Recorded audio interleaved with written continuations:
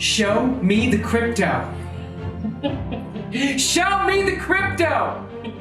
Show me the crypto. In a world on the brink of disruption, two men will bring you clarity by interviewing some of the most intelligent and influential names in the blockchain world. Welcome to Show Me the Crypto with your hosts, Wade Patterson and Ulf Lonergan. Well, hi there and welcome to Show Me the Crypto. My name is Wade Patterson. And I'm Ulf Lonergan. We're a couple of friends from Canada who love learning about cryptocurrencies and blockchain technology, and we're happy you're along for the ride. Whether you're a crypto virgin or you know your way around the block, we hope our interviews with some of the most intelligent and influential people in the blockchain space help deliver you with value. And on this episode, we're joined by Desiree Dickerson, co-founder of and CEO of THNDR Games, which is on a mission to accelerate the adoption of Bitcoin by orange pilling one mobile gamer at a time. While studying biophysics and physiology in grad school, Desiree stumbled upon a Reddit Dogecoin thread and became enamored with the memeing and trolling antics of the community. With Doge as a gateway drug, it didn't take long for Desiree to discover Bitcoin and its full potential. Desiree, welcome to Show Me the Crypto. Wow, thank you. That you introduced me better than I introduced myself. So thank you. I should get those show notes from you because that was really impressive, honestly.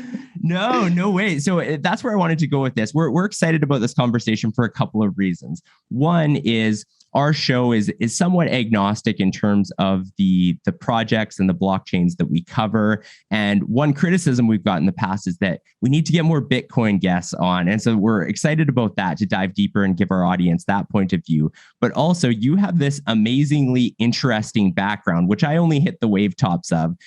I'm curious how you went from scientist to somebody so deeply embedded in the Bitcoin space. And I'd love for you to dive deeper into that for the benefit of our audience. Yeah. I ask myself these questions. I mean, it's like the most common question people ask is like, how did this progression of events happen? Which I'm not really sure. Like I've just been moving so fast. I haven't had any time to like really look back and think about kind of this crazy journey. So, I mean, I guess I can try. I do have like my academic background is definitely in the sciences, but it is like very funny. I was chatting with a designer yesterday, which I actually was supposed to go to art school, right? So I learned to oil paint before I could read.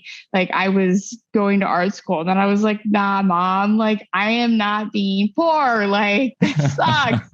And she was like, no, it's very romantic to be a starving artist. And I was like, no. So, I mean, I was really I feel like that's not the typical parent advice. No, my mom, if my mom ever listens to these podcasts, I love her. She's like the craziest, amazing mother that anyone could ever ask for. She's like, do whatever you want. Like, just learn the lessons along the way. And I'm like, cool, mom.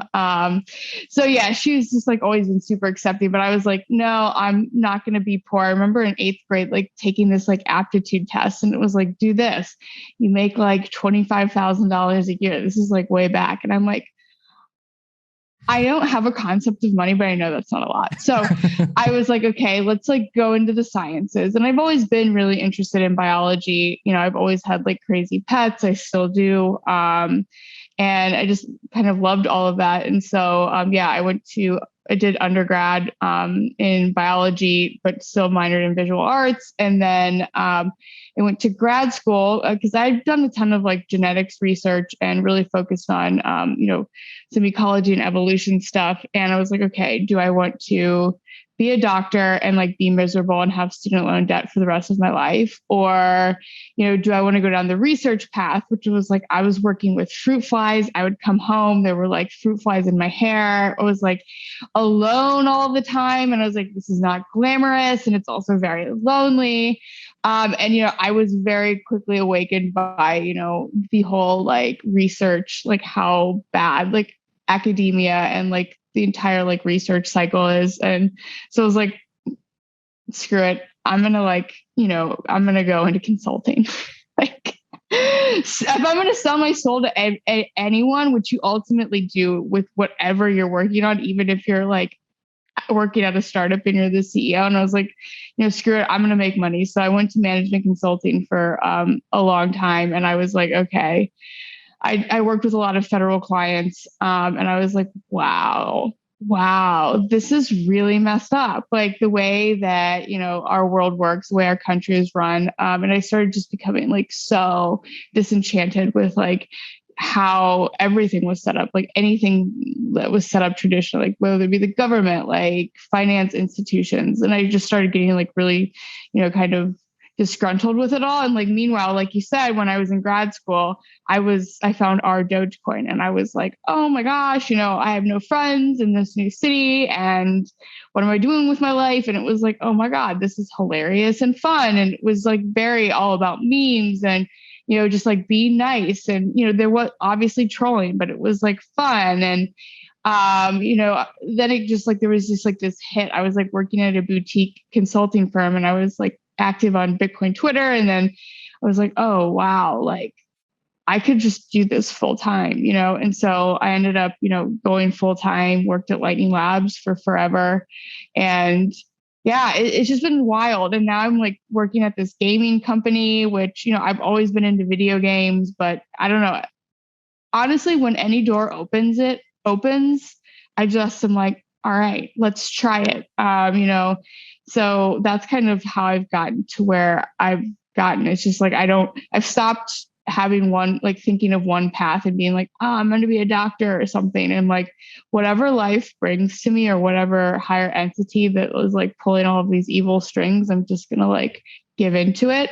And it's worked. Like, I think, I love my job. It's insane. Like it's the coolest job of all times. And so it must be working. I don't know. That's kind of I'm literally just thinking about it right now, why I've gotten here. So yeah. Well, when we're gonna obviously talk a lot about the gaming side of things and what you're doing now, but to take a step back to where you just mentioned you're sort of move into, getting the job at Lightning Labs and working there. I mean, you kind of put that very casually, but you were like changing complete industries and moving into a whole nother, sector. How did you find a position that, you had the skills for, and start working at Lightning Labs? And what were you doing there?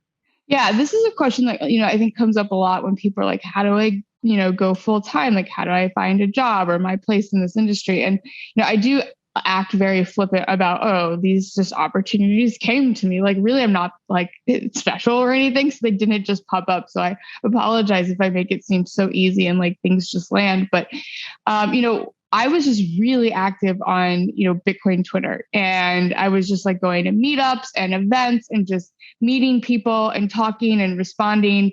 There were like just like some random, like way back in the day, like news sources I would like contribute a article to. And I mean, I was actually getting paid in Bitcoin for that, like an insane amount of Bitcoin to just write one stupid article about like culture and community and Bitcoin. And, I was just contributing for free just to like learn from others and get involved. And, someone had introduced Elizabeth Stark and I via Twitter, and she was like, hey, we're looking for someone to do like operations stuff. And I was like, yeah, I should be able to do that. And I kind of went on board. And so like, that's like what I've kind of found, like, even when transitioning to like the gaming space, I love video games, but I didn't know anything about like the industry or working in it. And I mean, still to this day, I am learning. I am like a total noob. And so, but I, had started something called Mint Gox, which was like, a monthly esports event showcasing the games that were being built on Bitcoin. And it was just for the community. We were doing that monthly. We had a huge esports event last year at the Bitcoin conference in Miami. And it was just really kind of just doing and giving for free and just like trying to be like a good steward in the community that kind of opened up these doors. And then in terms of like finding your place, like, when I was trying to get into Bitcoin, like to work in Bitcoin, I mean, I was a consultant. You can kind of do everything, but like, I'm not like really all that technical. Like I can code a little bit, but I would never want me to do that for anyone. It's awful. And so, finding your space was really hard back then, but now the industry's evolved and these companies, are, past just seed fundraisers, they're Series A. So, you need someone to like, I don't know, PM a lot of stuff. You need someone to, do a budget, like deal with accountants. And so that just with the industry evolving, there was a requirement for a lot of new skill sets. And, being in running hiring now at numerous companies, it's really interesting now because I think the big thing that people need the most is like the social and marketing aspect. Like the business need has been there for a while, and now it's like social and marketing. So it's like everybody needs someone to run the TikTok, right? And so it's just like really interesting to see how these industries or how this industry has kind of opened up in terms of like the needs just with how it's progressed. So I think that's like another thing was like, I kind of timed it to be like, oh, they're going to need this and got in early on that. But I think it's like really opened up where anybody can kind of, have any skill set and hop in. Do you think that the feeling of risk has limited quite a bit over the last few years? And for someone like yourself, I mean, you've clearly had a lot of conviction in the space and you saw kind of the inner workings and the problems for what were happening. And then, so Bitcoin was probably like this aha moment for you of, okay, this is a solution. But I think that for somebody maybe on the more surface, keeping an eye on the space, there's this level of volatility and all of those sorts of things. Do you think now we're at a point where we're beyond that and, people are now understanding this is an industry that's going to stay around and it's a real viable career option? Yeah. I mean, I think that's like very interesting. I think there's always going to be some inherent risk to like any kind of frontier, like bleeding edge tech. I think Bitcoin itself has now been around enough and has reached a point of adoption where a lot of that risk has kind of like fettered out where, when you have like Kathy Wood and like, Michael Saylor, like, really, really bullish on Bitcoin, like El Salvador adopting it, I don't really foresee there being, there will obviously be a lot of volatility, but I don't see like the industry really going away, so to speak. But I do think just like broader, like cryptocurrency wise, we saw and I lived through the whole ICO, like kind of boom and bust. And, I think with any type of bull market, you're going to see that same stuff. So I think that like as a like cryptocurrency industry in general, I think that's just going to remain really risky when you see like, these, whatever that like bridge was hacked the other day and all that money was lost, so like people are always going to see that and think risk, whether that be like Bitcoin or that be like some kind of like crazy shit coin that is clearly a scam. Like Bitcoin's always going to get grouped in with these things. I hope that changes, but for now, like Bitcoin is just going to like kind of be a victim of the risk that comes with the rest of the industry. Interesting. This is just a little aside on that sort of sentiment of the general population. I was actually at my chiropractor yesterday and the subject of Bitcoin got brought up. And my chiropractor, he was making it clear that he really doesn't know anything about crypto or Bitcoin at all, but only what his like kids tell him. But at the same time, he himself said, I don't see this going away at this point. So for someone who, doesn't own any crypto, doesn't know much about it, is a little maybe too, boomer with tech to actually adopt it himself, he still verbalized that he felt it's not going anywhere. So I think that does kind of maybe say something for the overall sentiment, at least from one person's perspective. But all right, let's move on a little bit to, what you're doing today. I'd love to know, before we get into everything that Thunder Games is doing, I'd love to just understand your passion for gaming. You said that you've been playing games, you grew up playing games. What kind of games? Where did that passion come from? If you can tell us a little bit more about that. Yeah, my dad was always into video games. I mean, he still is, which is like just so funny to see him. Like, I can't remember what he was playing The Last of Us. He was playing The Last of Us and he beat it and he was so proud. And I was like, okay, like you're so retired. It's sad. But, I remember, I used to play his NES with him and, play Duck Hunt. And, he was just like kind of always his thing. He did it on the side. And, my parents got divorced really early. And, my dad was like a single dad and he's like, how does he do anything? And like, he had gotten us an N64 for Christmas. Like, and we literally have that classic, like opening the N64 on Christmas and my sister and I like literally like losing our minds. Like we look like we're like having a seizure. And so it was just like his way to like bring us all together and have like family time, especially during this time of like, what the hell is going on? My parents are divorced. It's weird.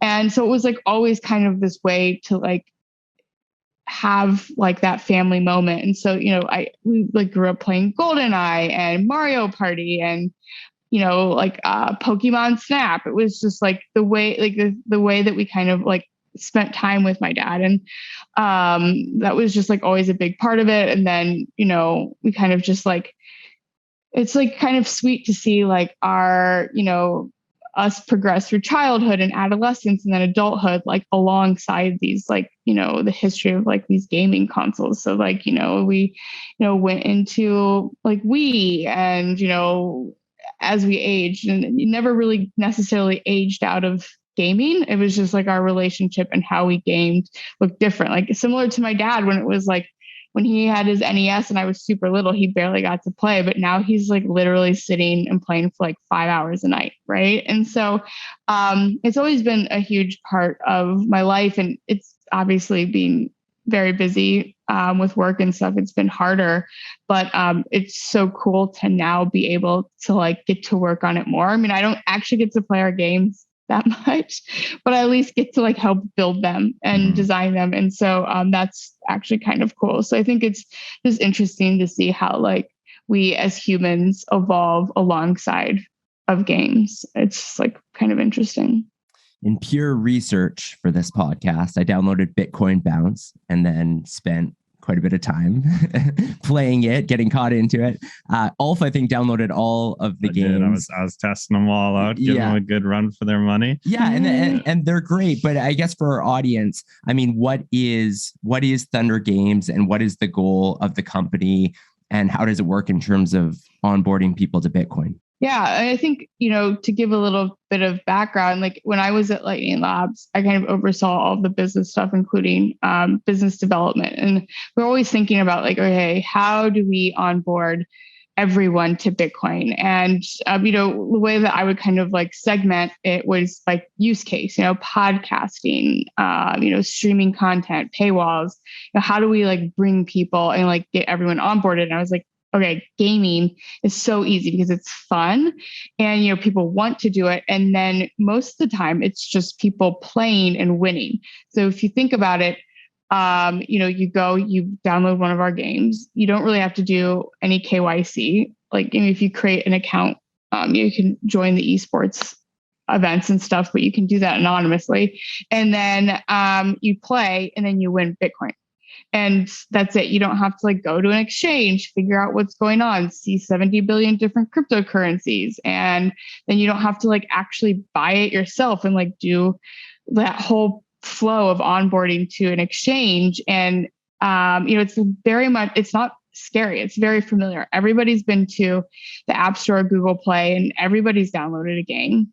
Literally everyone, or everybody's at least downloaded an app. And so that flow is very, very familiar. So the friction for onboarding people to Bitcoin through games is what really kind of intrigued me. I was like, and then also thinking about it automatically gives people skin in the game. So I go and I play, I don't have a wallet. I've never, I don't even know anything about Bitcoin. I don't care, but I want to play this game. It has Bitcoin. Cool. I play. Now I've stacked like 100 sats. Now I have Bitcoin. And I'm like, okay, well, I don't want to lose it.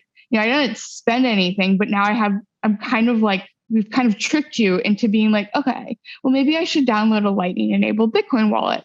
And, we have the recommendations and it's super easy. And so, people generally download a custodial wallet, which is cool. It's like their journey. And they now have a Bitcoin wallet. So we've literally made a Bitcoiner through this game. And so I think it's just like this really, really beautiful onboarding process or like on-ramp to getting your first Bitcoin, and a very easy, non-scary, and like not super costly way. So that's kind of what intrigued me about the whole thing. And then, I was never into mobile games before. Like it was just not into it. Like it's just not my style of game. And, I like it more now, but it's really not. But like when I looked at the numbers, I was like, oh, mobile gaming makes up 60% of the entire gaming market. That's like larger than console and desktop gaming combined. And it's just that number is just growing crazy. So I was like, all right, more and more people are playing mobile games. So like, why don't we focus on mobile? And then also, if you think about mobile, mobile makes gaming accessible to all. So if you think about, people in emerging markets, like different demographics, like one of the biggest growing demographics in gaming is women between the ages of like 35 and 50. Those people are not like dropping $600 on a new game console or like, thousands of bucks on a gaming rig, like typically speaking, right? So it's like, we're seeing them play like Candy Crush. And, now we can bring gaming to like busy moms, or, we can bring gaming to places in, Latin America who have smartphones, but like typically don't have the resources to buy an expensive console or a gaming rig. So, I think mobile is really interesting because we can bring gaming to those people and then also bring Bitcoin to those people who traditionally aren't in Bitcoin anyways. So I think there's just like this really interesting kind of parallel of like being mission driven to like bring games to everyone and also bring Bitcoin to everyone. And I think it's kind of cool. Like it's like this double effect of what we're doing with Thunder Games. Ulf, do you realize our audience has been either watching or listening to this episode for 20 minutes? 20 minutes? No, they should probably subscribe. Yeah, they should subscribe. And if you're watching on YouTube, make sure you comment and turn on notifications. And if you're listening to this podcast, especially if you're on Apple Podcasts, leave us a rating and a review. We're also on Twitter, Instagram, and even TikTok. So go check out the episode description. You can find all that information below. And we have an update on the NFT, don't we? That's right. We didn't previously mention this, but this NFT for OG supporter is a one of one. There will only be one of this kind ever minted, and we have a few surprises for the person who purchases it. The link is in the episode description. And back to the episode. What I love about it is we've had Alex Edelman on the podcast with Lolly, and these are two examples of things. To your point, it can be a very intimidating process to like, somebody's like, you should buy Bitcoin. Okay, where do I start? I have to, like you said, set up KYC probably somewhere. I've got to connect banking information. I've got to figure out how to hold that. If I'm going non-custodial, don't ever lose your information. Like it is an intimidating process, but with something like Lolly, where you're just shopping anyways and getting rewards, or with what you're doing at Thunder Games, and again, you're just doing something for fun and earning it. I think it's such a clever way of onboarding the masses for sure. Yeah, Alex, I love Alex and I love Lolly. I actually used Lolly to like pretty much buy everything for my wedding, like back in the day. And it was like, I was just like earning. It was so easy. And I think, I think they're doing something very similar where it's just like, I'm going to be doing this anyways. Why would I not earn Bitcoin rewards? So it's just super easy for people to experiment with or try out. And I think, Lolly is another really great one who's kind of approaching it in the same way. So how are the rewards from these games funded? Like, is it purely from ad revenue and you take a portion of that and kind of, do the conversion for the Bitcoin, or how does that all work? Yeah. So right now it's all through like traditional mobile game revenue models. So, I mean, really like it works, sadly enough, like that is a tried and true method for making money with mobile games. So yeah, it's in-app purchases and ads, which I hate ads. So we are actually experimenting with, how we can change the way that like viewers interact with ads, how they're compensated for viewing ads. Like we don't think people should view ads for free. So that is something that we are working on and should be like hopefully pushing out in the end of Q3, early Q4. So super excited about that. Like we won't be the only ones using it, but yeah, that's how we're doing it. And then also sponsorships. It is just like, unfortunately, how the whole industry works. But it is cool that it's like, we are getting this ad revenue, but we're not the only ones who are making money from you being miserable watching this ad. Like we're actually getting back to you too. Yeah, I mean, most games you watch an ad and you just get some points in game. There's like a real reward here. So. Yeah, exactly. And so I mean, we are working on like you having a direct reward. Like you don't necessarily have to win to also be rewarded for that your time that's spent looking at this ad. But I mean, regardless, it is just more equitable. Like no one should be served ads. Like I shouldn't have to like go in a game like Fallout, I remember, and seeing like a bunch of like Monster or Mountain Dew ads. And I'm like, okay, I'm interacting with this. Why am I not being compensated for it? You're clearly making bank from this like brand advertisement, but I'm getting nothing. I'm actually paying you to play this. So how is this fair? It's really interesting. I'm curious, there maybe is no way of tracking this, but what I'm wondering is how the demographics change in terms of who are playing games because they love the games versus who are playing games like strictly because I'm going to spend my time in this way to try to earn Bitcoin. And I guess from a Thunder Games perspective, how do you strike the balance of that, of like trying to still make games that are great, whether or not you're earning Bitcoin? Yeah, that is like a really great question. I actually gave did a guest lecture at the Fashion Institute of Technology in New York this week.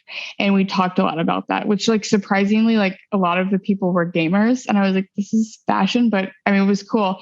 And that was like one thing that the kids like really brought up. They were like, listen, I play games, but like I play them for the pure joy of playing games. Like this stresses me out. Like, even if it's just like, I'm just winning in the background, it stresses me out because I feel like I have to be earning.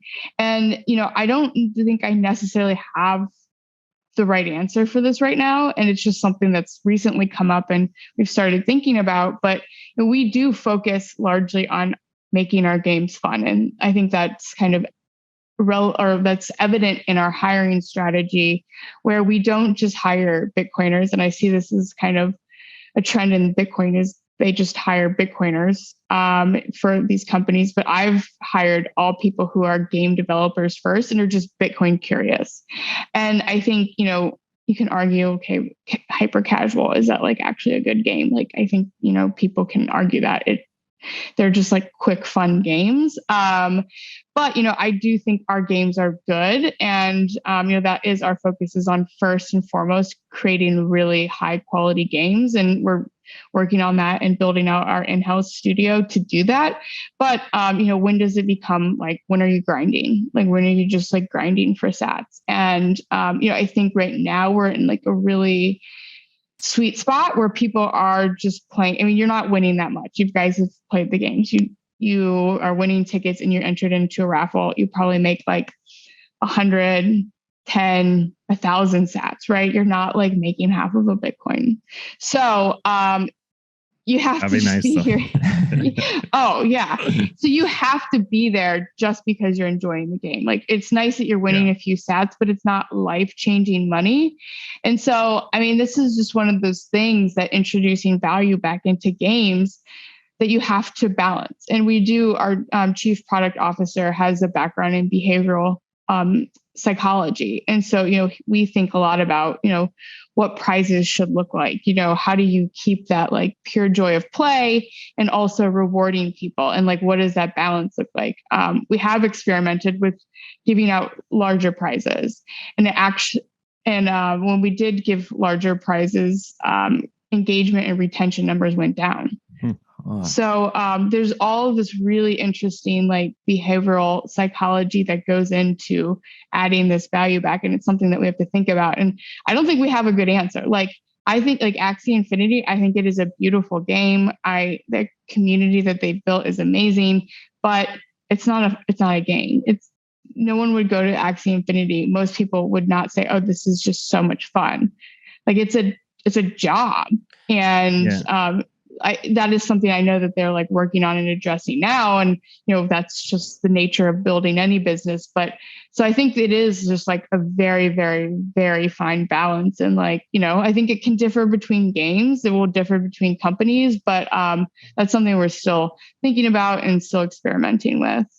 I mean, it's new, right? It's going to be, the formula isn't there for like, how do you reward players something that is a real tangible value, in a money sense that they can take away and still have them not try and game the game. It becomes like, am I playing the game to win at the game, or am I playing the game to win at the game of making money in the game? And it just, because humans create their own games. It's kind of like, you talked about the grind. It's a little different, but there's games where you're grinding and you're just grinding for loot, but it's still the same sort of like trigger response in our head. Like, gotta keep, killing these monsters so that I can get the weapon that's worth, the more rare weapon or things like that. I mean, this is maybe a little different, but it's still that formula to try and figure out. So it'll be interesting to watch you guys and see how you try and approach that in the future and how it evolves and changes. Yeah, I think one thing that's interesting people don't think about, I'm reading this, like, it's kind of like a pretty dense, like more of like academic book about virtual economies. And it's like, people don't realize like these are real economies in these games, especially when you're introducing like real value. And the thing about these economies is that anything is possible. So it's like, to an extent, they're more kind of, I don't know, they're more elaborate, or, they're just like more difficult to balance because so much is possible in these games. And, when you're introducing value, you have to be careful because, some people take the value very seriously than others, depending on like where they live, what like the value of $1 is in a place, you know what I mean? And so I think it's just like really interesting, and people just kind of like, brush it off, but like this could potentially be the future of a metaverse, right? Mm-hmm. Us playing and earning money in these virtual worlds or these games. And so, I think it's something that people just think is just like all fun and games, but they're real life economies. They're just smaller and virtual. Yeah, no doubt. Is there any concern at all about, I don't know, maybe it's just not possible the way you have it set up, but is there any way people could manipulate the game or manipulate the reward system, or is that pretty safe and secure? So right now it is very safe and secure. Again, another good thing about having actual like really good game devs is that like think so much about cheats and ways that people can kind of hack the games. And so there's so many things that people ask for that it's like, if like, for instance, I don't know if you played the Snake game. There was a version of like one of the Nokia Snake games where there were no walls. So you could kind of just do like the endless wrapping. Well, like if you do that, and I was like, let's do it. That's fun. I would enjoy that more. It would be more relaxing, more casual. And like, okay, well, that opens up the possibility to people using emulators and just letting the snake like go and go and go until it like hits something, and like, people could totally cheat the game. And I was like, I didn't even think about that. So a lot of stuff that we are doing, including like the prize draw that we have in the games, were one that allows us to stay in the App Store and Google Play, but it also helps with like people who can kind of like hack the game as well. So when real money is involved, people try a lot harder to hack at things. So we have to be really, really, really careful about that. But for right now, everything's kind of solid. I say that and I get off this call and someone's gonna be like, oh shit. Desiree, I want to shift gears because one of the real benefits of having you on our show as well, as I mentioned before, is in the past we have this wide range of content that we cover, and never really offering financial advice or anything along those lines, but we like to just kind of like find out what's new and what's happening in various blockchains and that kind of thing. But you mentioned it earlier of like, there's a lot of shit coins out there. And I'm just curious from your perspective, like for our audience who's maybe like they're newish to the space and they don't know what's best. They hear about a lot of these different blockchains. Like, could you just orange pill them on like why you think Bitcoin is the one? Or I guess that's also part of the question is like, do you consider yourself like a Bitcoin maximalist? I know that's a term that's thrown around a lot. Why or why not?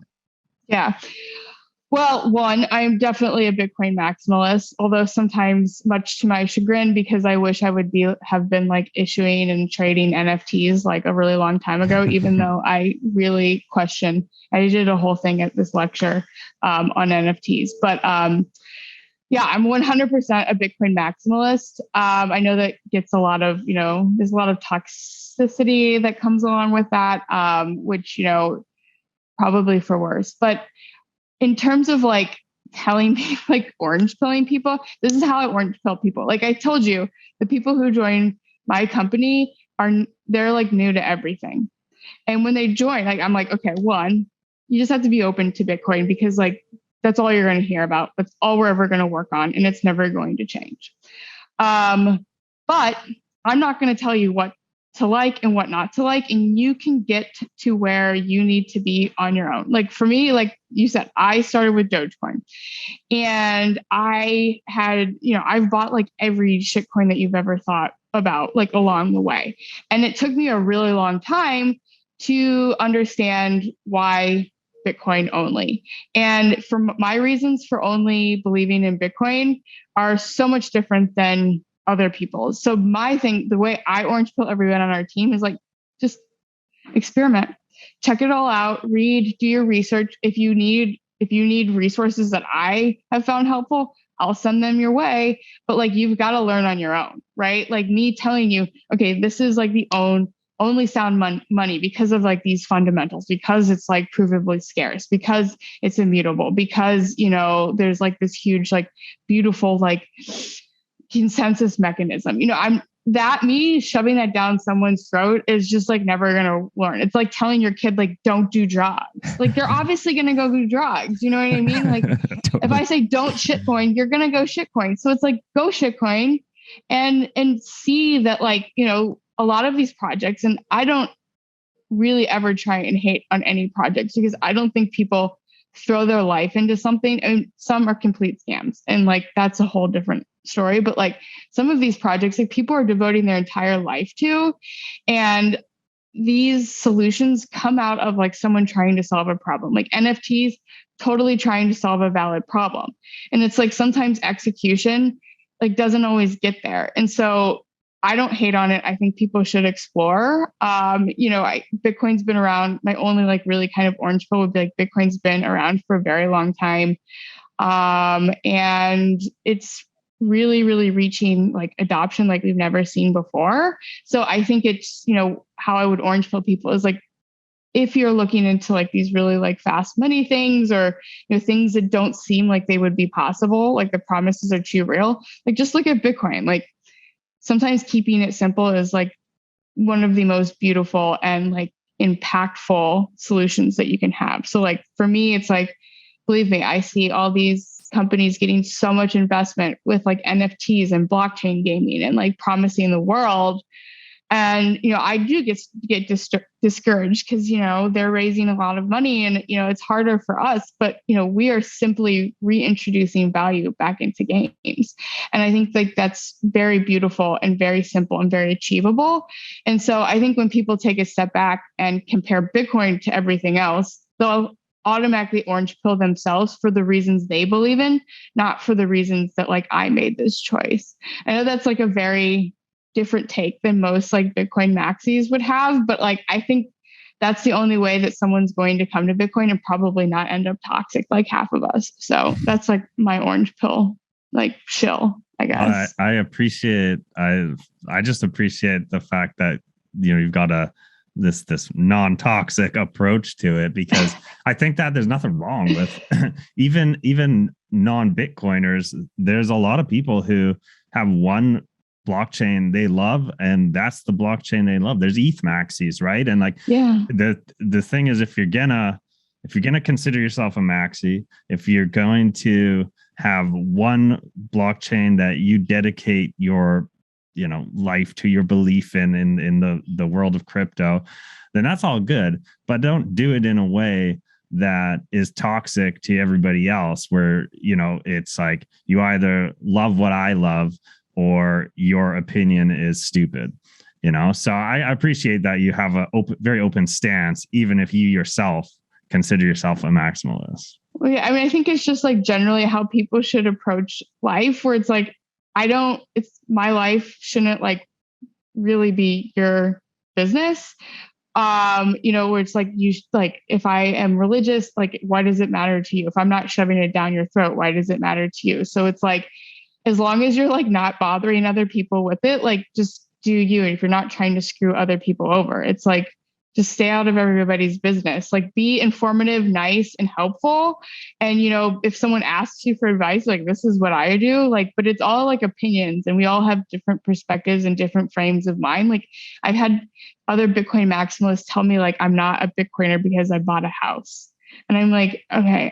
Or like, I have jewelry, or like, I like did any of these things. And I'm like, I'm sorry, like, I have other interests than just Bitcoin too. So it's like, we're all just such different people. I never hate on someone who's like, I'm like into like Stacks, that project gets so much shit in the Bitcoin community. And I'm like, whoa, like, guys, like, one, do you know anything about it?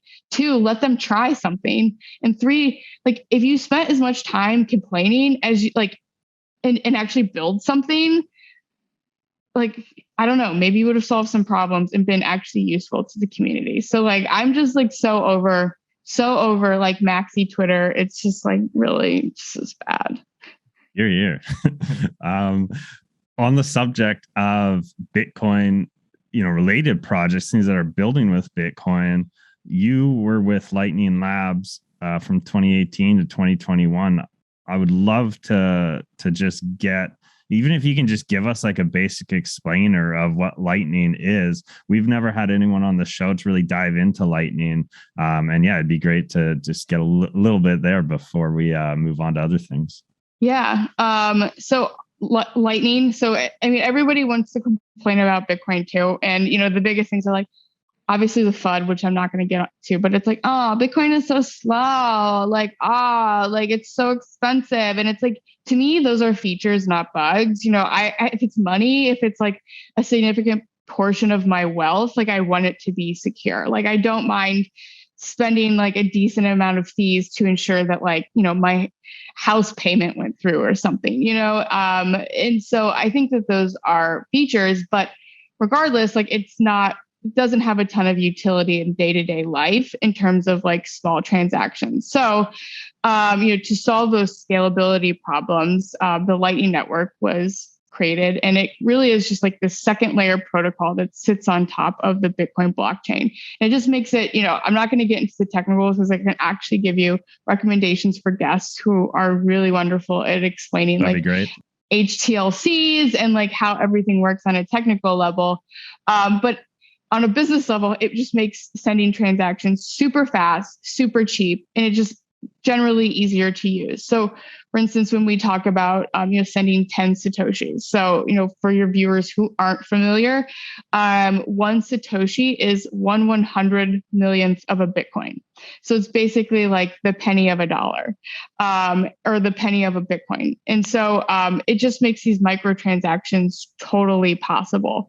And so what the Lightning Network has done is obviously made Bitcoin have more utility. And what's interesting is that these microtransactions open up this whole new possibility of like use cases and business models. So for instance, one thing I had talked about was, podcasting. You can now like tip people to podcast, like 10 sats, which is like a fraction of a penny. And you can do all of this tipping. Like even in our Discord, we have so many amazing community members because I don't have a really big marketing budget, but our community members will like create memes, and I just tweet out the memes, and I'm like, well, I can't really hire you, or I'm not going to send you like $1 or $2 for a meme, but I can just tip you like 10 sats. So I usually like tip people 100 sats if they send me a meme because I want to thank them. But like, I also am not going to like, pull up like a whole 1099 contract and like employ them forever. So like, I can kind of like have this like baby gig economy in my Discord community. And it like really makes people excited. And like, I can also like reward people for being engaged in our Discord and helping spread thunder. So that's just like a couple of different use cases that Lightning brings about. So at Lightning Labs, we were really focused on building out the infrastructure for the Lightning Network. And we had like a lot of like developer tools that made it easier for businesses to build on the Lightning Network. And, those like included like liquidity tools. Like they now have like a marketplace for buying and selling channel liquidity. And I know that they've released some other cool stuff like node scoring. So you have like a Lightning node, similar to like a Bitcoin node. And, they have tools for people who are running nodes and routing payments through the network. So yeah, it's like a whole new like little space. It's like definitely like a little niche, but it's like, I kind of consider it on the opposite end of like mining. I have a lot of friends in mining and like, that's like a whole big scary thing to me. And like Lightning, I think is like so fun because it's such little payments and that's like what you're buying your coffee with. That's what, Twitter, Bitcoin tips, that's via the Lightning Network. All the stuff happening in El Salvador, like that's mostly happening over the Lightning Network. So it's like kind of like the Visa rails for Bitcoin. Awesome. This episode is going to come out next Monday, which is April 4th. And you are speaking that week at the Bitcoin conference on a panel, I believe it is. What is it that you're going to be talking about at the Bitcoin conference? I believe I am talking about just like general businesses that are like building on the Lightning Network or, using the Lightning Network to enable their businesses. And I think we have a pretty good panel, like Ray Youssef from Paxful, which is an exchange. I can't remember, or Justin Rosvani from Zion, and then Jared from Mash, which is like a Lightning browser extension. It's pretty cool. So that's what I'm talking about. But, I talk about that stuff all the time. So I actually want to encourage people to come to the gaming arena because they are doing like a bunch of esports thing. We'll have our games to demo and people can check them out. But one thing I'm super excited about, which you guys should cover at some point, is something called discrete log contracts. And this is actually on Bitcoin. But these contracts basically make it possible to place bets on Bitcoin. And there's really no trusted intermediary outside of like an oracle just saying like this person won this bet or did this thing or did that thing. So it's just like information going into the oracle. So we've partnered with this company called SuredBits, and they do a bunch of stuff around these DLCs and wagering on Bitcoin. And so we are partnering to do esports betting on Bitcoin. So, people can come and place bets on the outcomes of these esports tournaments. And it's all going to be like collegiate esports athletes, do you call them? I don't even know.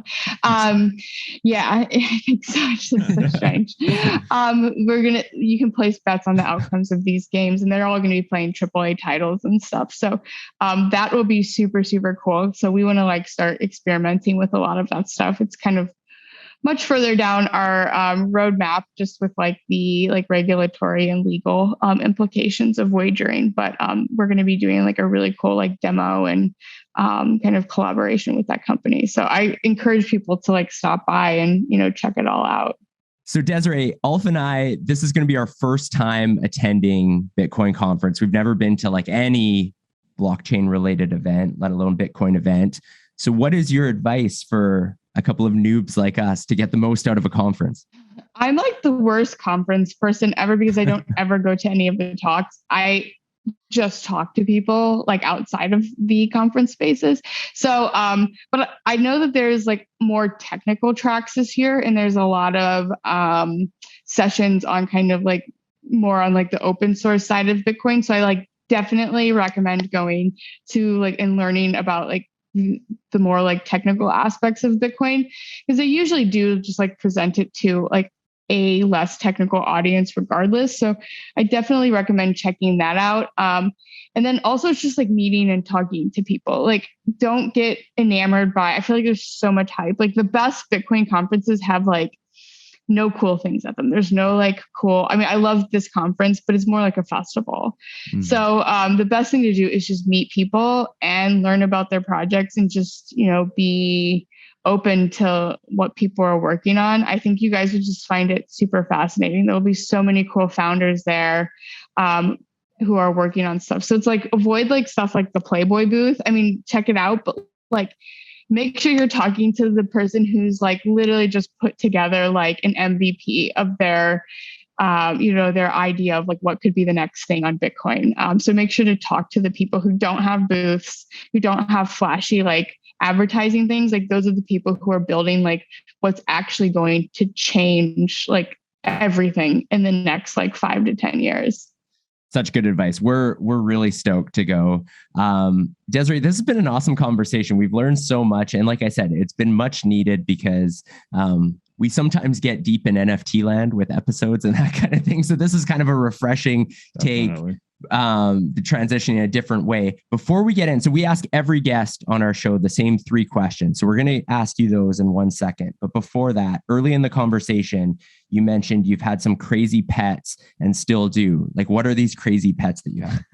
Oh, right now I have 2 African dwarf frogs that I love. They're so cute. They cuddle. And then I have 3 tarantulas. Like, they're all different species. I have 5 blue death feigning beetles, and then a snail. But so I have like, it's pretty tame right now. And then I had a bearded dragon named Tim Riggins, and he got a respiratory infection like a year. I think it was lizard COVID, and he passed away. I've literally had like everything. You must have quite the terrarium set up to support all of these creatures. I do have like some pretty cool setups, and it's not like weird like reptile collector setups. It's like very beautiful. It's like the West Elm of like strange animal collectors. We're gonna do a follow-up episode where you just do like crib MTV crib style. I've considered doing like a home tour for my team, because they're always like, my husband's into plants. So we have like, like a 20-foot ficus tree in our home. We have like a 10-foot avocado tree. It's like everything. So I'm like, I should do like a house tour sometime. MTV cribs. Yeah, exactly. Love it. Love it. Well, as I mentioned, we like to end every episode of Show Me the Crypto with the same 3 questions we ask every guest. It's a segment we call You Had Me at Crypto. Ulf's going to ask you those questions. All right. Ready for it? Yeah, I think so. Okay. The first question: who is your favorite person to follow in the crypto space? Ooh, this is a hard one. I'm going to go with one that I always go with, and that's Ryan Gentry, at Ryan the Gentry on Twitter. He and I used to work really closely together. He's like my Bitcoin brother. He's just like insanely smart, you guys, like, especially when you want to think about business applications of Bitcoin. He's just like such a good follow, severely underfollowed. So highly recommend him if you are interested in Bitcoin. Cool. All right. Second question: what will the price of Bitcoin be 10 years from now? Guys, I don't even know what the price of Bitcoin is today. Like, I'm not a price watcher. I mean, I hope it's like $1 million so that I can be insanely wealthy and can continue doing my job because I love it. I don't know, like $150,000. I don't know. Who knows? Okay. Hey, well, you said you hope it's $1 million. Your guess is 150. We've had the majority of our guests have said 1 million is their popular guess. Answer. So let's hope we're all right. The majority is right here. For sure. Yeah. All right. Third question: what is the most underrated coin or project in all of crypto? Ooh. Oh, God. Or project, right? So this could be project. Yeah. We're not asking for like shitcoin advice. Okay. Yeah, because I'm not like following any of them. Although I really ask you guys, if you guys see like NFTs where I can make money, can you please tell me so I can buy them and then tell me when to sell them, and I will love you forever, because I don't have time to follow these things. And like, even if I don't believe in it, if I can make some money, I'm in. So my favorite project, I already shared bits, but one, a project to watch that I think you guys should have the founder on. I think he's just an incredible human, is Amboss, AMBOSS. And they're like a really cool, it's basically like an explorer for Lightning nodes and like the Lightning network. So if you go on there, you can see like how your node ranks, like, see who you're connected to. And it's basically like gamifying like your node stats. And we're going to like do a cool collab with them at some point, but they're doing amazing things. So I would say check out Amboss. It's like a little bit too technical probably for most folks, but it is just cool to check out. But you guys should have them on. They're doing some cool stuff. Awesome. I love that we're coming out of this with so many good ideas for future guests as well. Love it. Thank you so much, Desiree, for joining Ulf and I on this episode of Show Me the Crypto. Yeah, for sure. Thank you for listening to Show Me the Crypto. Please make sure to subscribe as well as rate and review this podcast.